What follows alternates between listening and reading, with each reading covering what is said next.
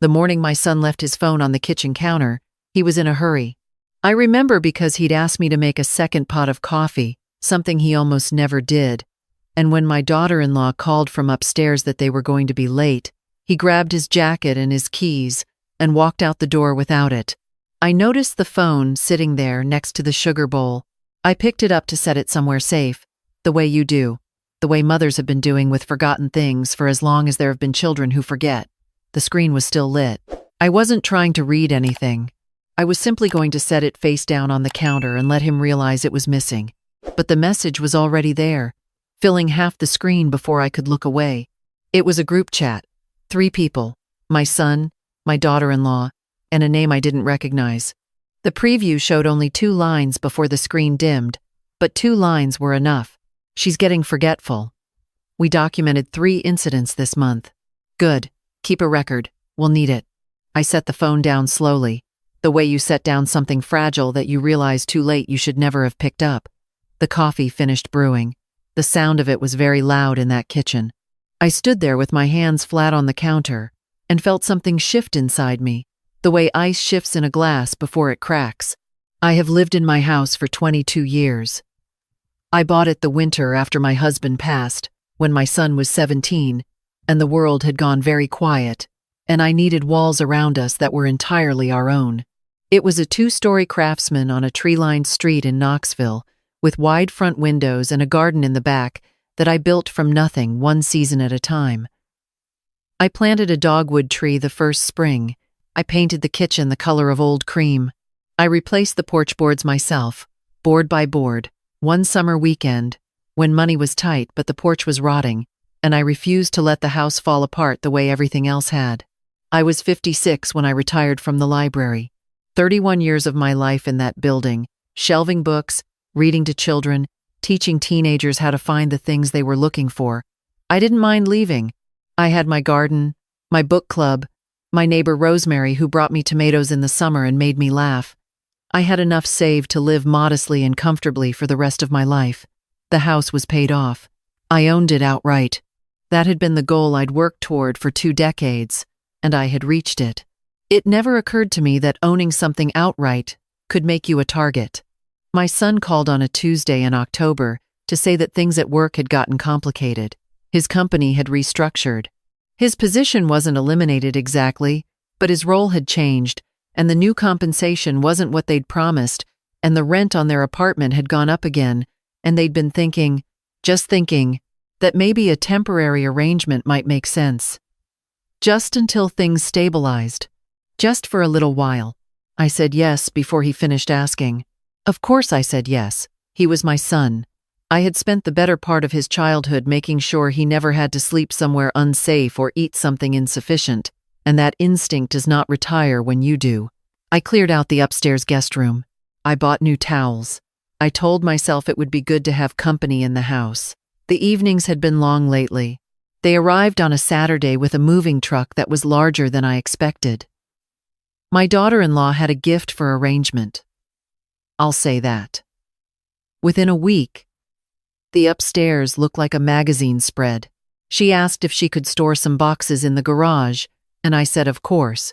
A few weeks later, I noticed she had reorganized it entirely. Her boxes stacked neatly where my gardening equipment had been. My things moved to one corner as if they were the guests.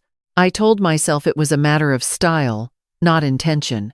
She was young and efficient and liked things in order. These were not bad qualities. When she suggested replacing the living room curtains because the old ones were letting in too much light and affecting her work from home, I said I understood and offered to help her pick the new ones. She bought them herself that weekend while I was at book club. They were a dark charcoal linen that blocked almost everything. The room felt different after that. Smaller. I started spending more of my time in the kitchen. My son began managing the household bills that fall. He mentioned it casually one evening, the way you mention a small favor you've done someone. He said it would be easier, more streamlined, if everything ran through one account. He'd set up automatic payments. I wouldn't have to worry about it. He said that last part gently, the way you speak to someone who might need things simplified for them. I thanked him. I thought he was being helpful. I was still thinking that in November when the electric company called me and addressed me as the secondary account holder. The holidays were fine, or they looked fine from the outside. My daughter-in-law's family joined us for Thanksgiving, 6 of them, filling the house with a noise and a familiarity I hadn't been consulted about but didn't want to complain against. Her mother used my stand mixer without asking and left it on the counter with the bowl unwashed. Her brother slept in my sewing room without anyone mentioning it to me first. I served dinner. I washed dishes. I went to bed early and listened to voices carrying up through the floorboards, laughter that had nothing to do with me. That night I lay in the dark and tried to be grateful. They were family. The house was full. Paul would have said that was something. Paul would have also told me, quietly, after everyone was asleep, that I should pay attention to the way a room falls silent when you enter it. He had a gift for noticing things like that. He would have squeezed my hand and said, "Not everything that looks like warmth is warmth," and I would have told him he was being dramatic, and we would have fallen asleep disagreeing, which was one of the ordinary comforts of our marriage. But Paul was gone, and I had no one to disagree with, so I just lay there in the dark and paid attention to the silence. Spring arrived, and with it, a change I didn't see coming until it was already installed. My daughter-in-law came home one afternoon with paint samples. She held them against the dining room wall with a focused expression, tilting her head the way people do when they've already made a decision and are performing the part that comes before announcing it. She wanted to open up the space, she said, make it feel more connected to the living room. She showed me pictures on her phone of other houses with the same wall removed. She used words like flow and sightlines and resale value, that last one landing strangely in a room she did not own. I told her I would think about it. She told my son that evening, in the room above mine, that I was being resistant to change. I wasn't supposed to hear this. My window was cracked open, and the night was still. He said, "Give her time. I'm working on it." I turned my lamp off and sat in the dark again for a long while, working on it, as though I were a problem to be solved, as though the house we were both sitting in were a project that had stalled because of one uncooperative element. I thought about calling Rosemary. I thought about saying out loud, to someone I trusted, that something had quietly gone wrong under my own roof. But I didn't know yet how wrong. I only had pieces. So I stayed quiet, the way I had learned to stay quiet in that first terrible year after Paul died, when there was nothing to say that would change anything, and silence was the only honest response to loss. The phone on the kitchen counter changed that. I did not confront them. I want to be clear about that because it matters to the shape of what happened next. I picked up the phone, I read 2 lines of a conversation I was never meant to see, and I set it down and poured my coffee and finished the morning the way it had begun. When my son came back 20 minutes later, flustered and apologetic, I handed him the phone and smiled and said I'd been wondering when he'd notice. He laughed. My daughter-in-law came downstairs in her work clothes, and the 3 of us talked about nothing for a few minutes, and then they left. And I sat down at the kitchen table and stayed very still for a long time. She's getting forgetful. We documented 3 incidents this month. Good. Keep a record. We'll need it. I turned those lines over and over. Forgetful. Documented. Need it. I was not a woman given to catastrophizing, but I had been a librarian for 31 croquettes, and I knew crut between the lines of something, and what I was reading between those lines was a plan. Not a complete one. Not yet. But the architecture of something deliberately constructed. I thought about the bills, the utility accounts, the garage reorganized, the walls they wanted to move, the language my son had used about working on me. And then I thought about my house, my deed, my name on a piece of paper in the fireproof box in my closet, and I thought about how many layers of quiet erosion it takes before a person realizes the shore they were standing on is no longer there. I went to my closet. I pulled out the box. I read every page. The house was mine. The deed was clear. I had signed nothing, transferred nothing, added no one's name. This was the first thing I needed to know, and the knowledge of it settled something in my chest. Then I went to my computer, and I looked up the phrase documenting cognitive decline for legal purposes, and I read until I understood exactly what was being built around me and why. 3 incidents, documented, by my own son. The name in the group chat I had not recognized. I had seen enough to know it was a first name that could have belonged to anyone, an old friend, a colleague, or perhaps a lawyer, the kind you consult when you're preparing a case. I closed my computer. I made a second cup of coffee, the one my son had asked for and never collected. I drank it slowly by the kitchen window, watching the dogwood tree I had planted 22 years ago. Then I called my friend Diane. Diane and I had met at a library conference in Nashville 17 years ago and had been close ever since. She had retired from her own practice 2 years before I retired from mine, though her practice had been law, not librarianship, and she had a particular specialty in elder law that I had never thought would be relevant to my own life. I drove to her house that afternoon, and we sat on her back porch with sweet tea, and I told her everything I knew and some of what I suspected. She listened, the way she always listened, with her whole attention and without interrupting. When I finished, she was quiet for a moment, and then she said, "How much of this do you have in writing?" I told her about the phone. I told her I hadn't taken a screenshot. She nodded slowly. She said, "That's okay. We're going to move carefully, and we're going to move right." Over the next 2 weeks, I paid attention to everything.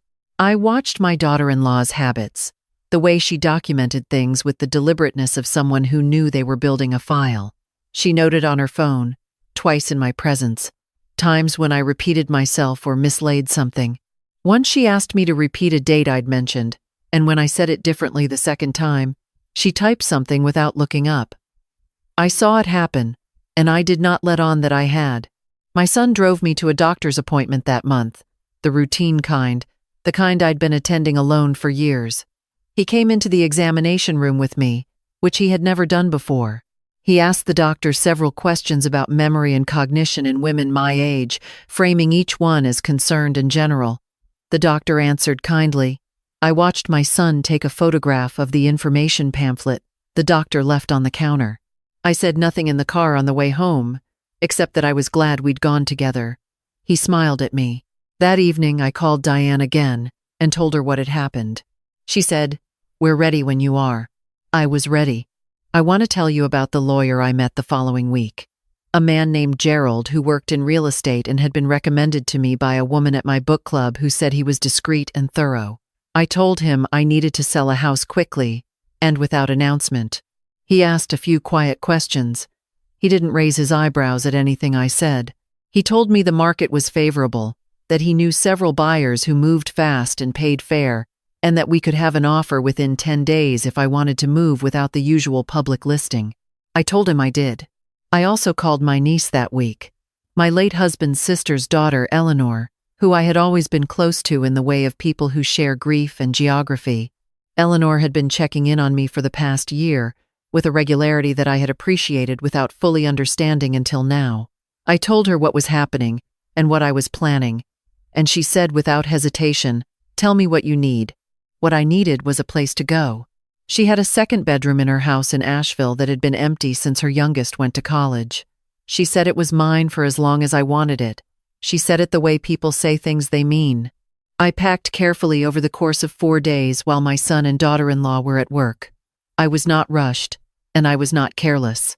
I took what belonged to me, the photographs, the quilts I had made over 30 years, Paul's reading chair that had lived in the corner of the bedroom since the year we married, my books, my garden journals, the fireproof box. I donated what was extra and left what had arrived with them.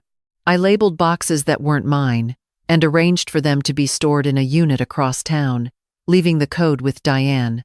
I packed the dogwood tree. I know that sounds impossible, but I had anticipated its loss more than any other, and Eleanor had said she had room in her yard, so I hired a man who knew what he was doing, and it came out of the ground intact and was transported in the back of his truck, roots wrapped in burlap, and I stood in the garden and watched it go, and that was the only time during all of those days that I cried. On my last evening in the house, I made dinner for one. I ate at the kitchen table with the good china I had used maybe a dozen times in 22 years, and the candle I'd been saving for a reason I could never quite name. I ate slowly. I looked at the walls. I said thank you to the room in general, the the way you do when you want to mark something without being overly sentimental about it. Then I wrote a note on the back of an old grocery list because that was what was on the table. I've been documenting things too. Best of luck. I set it on the kitchen counter, where it would be the first thing they saw. I left the keys. I let myself out the back door and drove north toward Asheville, without once looking at the rearview mirror. The calls started 2 days later.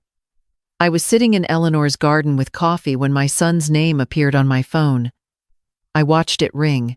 The voicemail notification appeared a few minutes after, and then another call, and then a text that said, "Mom, where are you?" and another that said, "We need to talk about this." And then, after a long silence, one that said, "We had nothing to do with selling it. That was your decision, and a very bad one." I read that last one twice. I set my phone face down on the arm of the chair and watched a cardinal land on Eleanor's fence post. He had worked so hard to reframe this as something I had done to them. That evening, my daughter-in-law left a voicemail that was carefully modulated, the kind of calm that takes practice. She said they were worried about me. She said they hoped I was somewhere safe. She said the house had been sold without giving them any notice, and they wanted to understand what was going on, and perhaps we could find a way through this as a family. The word family sat in the voicemail like a stone dropped in still water. I replayed the message once. Then I called Diane, who told me she had already received a call from an attorney representing my son, and that I should not respond to anything, that she would handle all communication from this point forward, and that I should rest. I rested. They demanded a meeting 3 weeks later, a formal one with their attorney present.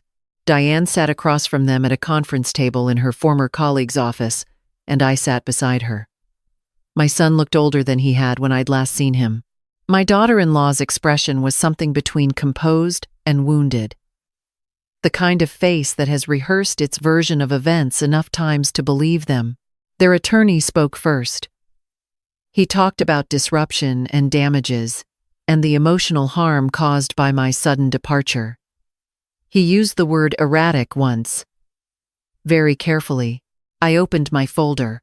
The folder contained a printed copy of a message exchange I had photographed on Diane's advice during the weeks I had been paying attention. My daughter-in-law had left her own phone unlocked on the kitchen table more than once. I had not been careless either. The folder also contained a timeline Diane had helped me prepare, and 2 notarized statements from my own doctor, confirming that I was of sound mind and had been examined without a companion present, as I had requested at my most recent appointment. I laid the folder on the table and did not say anything. Their attorney read slowly. The room was quiet enough that I could hear the air conditioning.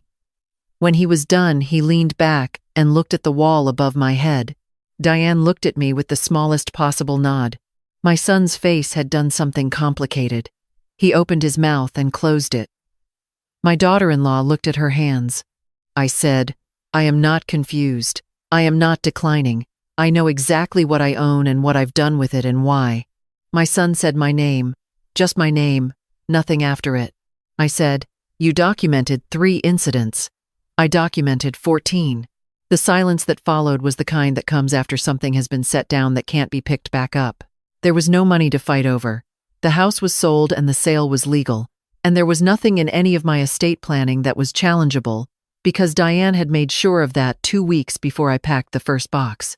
What they had hoped to build a case around my competency, my judgment, my ability to manage my own affairs had been quietly, thoroughly dismantled before they ever sat down at that table. Their attorney said they would be in touch. Diane said that was fine. We left first. In the parking lot, Diane hugged me and said, "You were the calmest person in that room." I told her I had been practicing the quiet for a long time. It is strange, the life that opens up when you stop filling it with other people's requirements of you. I had not known, until I moved into Eleanor's spare room with my books and Paul's chair and the dogwood tree newly planted in the corner of her yard, how much of my energy had been spent on managing the climate of a house that no longer felt like mine. I had been adjusting the temperature of every interaction for years, making sure no one was too cold, no one too uncomfortable, no one left feeling that I had taken up too much space, and I had not noticed until I stopped that the only person who was never warm was me. Eleanor made soup on Sunday evenings. She had a standing card game on Thursdays that she invited me to join, and I went the second time she asked. I started attending a watercolor class at the Community Arts Center, which I had always thought sounded self-indulgent, and which turned out to be one of the most peaceful 2 hours of my week. I was not good at it. I did not need to be good at it. I thought about my son less than I expected to, and differently than I thought I would. I had prepared for grief that came in waves, the drowning kind, the kind I knew from Paul's death. What I found instead was something quieter, a low, steady ache, the kind that doesn't stop you, but that you become aware of, in still moments, the way you become aware of a scar in cold weather. I did not hate him. I want to be honest about that because I think it matters. Hate requires a certain energy that I had stopped having to spare. What I felt was more like the particular sadness of recognizing something you should have seen sooner. My son had stood at a crossroads and chosen a direction, and the direction he chose had nothing to do with who I was to him or what I had given him. It had to do with what my daughter-in-law had convinced him the world owed them, and what they had decided I was in the way of. That is not a story about a mother failing her son. It is a story about a man who forgot what a mother was for. Diane told me 6 weeks after the meeting that they had dropped any intention of pursuing further action. I told her I had expected that. She said I should come to dinner sometime and bring Eleanor, and we could open a good bottle of something, and she would tell me all the things she had wanted to say in that conference room, but hadn't. I said I was looking forward to it. That spring I joined a group at the community center that met Tuesday mornings, a loose gathering of women, most of whom were my age or older, who came together to talk about whatever needed talking about. It was not a therapy group. It was not a support group in any formal sense. It was just women sitting in a circle with coffee, saying true things out loud to people who would not flinch at them. The first morning I went, a woman named Constance said that she had spent 40 years making herself smaller so her family would feel bigger, and that she had only recently understood that it had not helped them at all. She said it simply, without bitterness, in the tone of someone who has processed something completely. I thought about that for a long time afterward. I was 64 years old. I had 31 years behind me in a building full of books. I had raised a child alone in a house I built with careful hands. I had loved a man who saw me clearly and lost him earlier than either of us deserved. I had planted a tree that had outlasted 2 gardens. I had sat in a parking lot in Knoxville once, folding a note on the back of a grocery list, and I had understood in that moment that whatever came next would be my own. None of that was small. Not one part of it. On a Tuesday in October, exactly 1 year after my son had left his phone on my kitchen counter, I was in Eleanor's garden when the dogwood bloomed for the first time in its new place. It had taken its time. Dogwoods do that when you move them. They spend a whole season just deciding whether they trust the new ground. But there it was, white flowers opening in the morning light, unhurried and entirely itself. I sat with my coffee and looked at it for a long time. I did not write a letter to my son. I did not plan to. There was nothing in me that needed to be said, that hadn't already been said with a note on a kitchen counter, and a seat at a conference table, and 2 years of quiet endurance before any of that. Some endings do not require a final word. Some of them are just the door closing behind you as you walk toward something that was always waiting, something that had your name on it from the beginning, patient and unhurried, like a tree deciding to bloom. I went inside and refilled my coffee. I called Diane and asked about dinner. I got out my watercolors and sat at the kitchen table with the light coming in the east window, the good light, the kind that asks nothing of you but your attention, and I painted the dogwood badly and without apology, and the morning opened around me like something that had always been mine,